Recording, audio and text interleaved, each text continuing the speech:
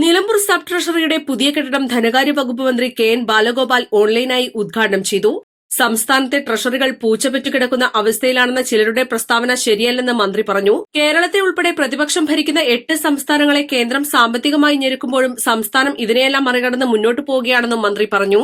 Nilambur municipal office അങ്കണത്തിൽ നടന്ന ചടങ്ങിൽ ആര്യടൻ ഷൌക്കത്ത് എം.എൽ.എ അധ്യക്ഷത വഹിച്ചു. നിലമ്പൂർ ടൌണിൽ CNG റോഡിനോട് ചേർന്ന് സ്ഥിതി ചെയ്യുന്ന വാടക കെട്ടിടത്തിന്റെ 1ാം നിലയിലാണ് നിലമ്പൂർ ട്രഷറി 28 വർഷമായി പ്രവർത്തിച്ചു വന്നിരുന്നത്. 3000-ഓളം പെൻഷൻകാർ ആശ്രയിക്കുന്ന നിലമ്പൂർ സബ് ട്രഷറിയുടെ പുതിയ കെട്ടിടം ട്രഷറി അടിസ്ഥാന സൌകര്യ വികസന പദ്ധതിയിൽ ഉൾപ്പെടുത്തി 1,68,00,000 രൂപ ചെലവഴിച്ചാണ് നിർമ്മാണം പൂർത്തീകരിച്ചത്.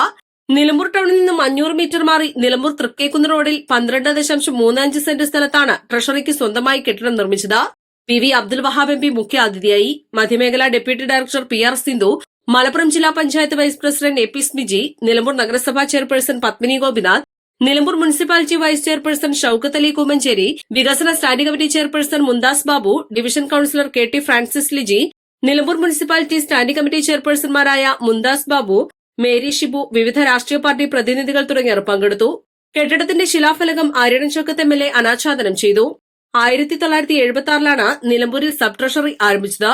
അരനൂറ്റാണ്ട് പൂർത്തിയാകുമ്പോഴാണ് സ്വന്തമായി കെട്ടിടം യാഥാർത്ഥ്യമായത്. East live, Nilambur.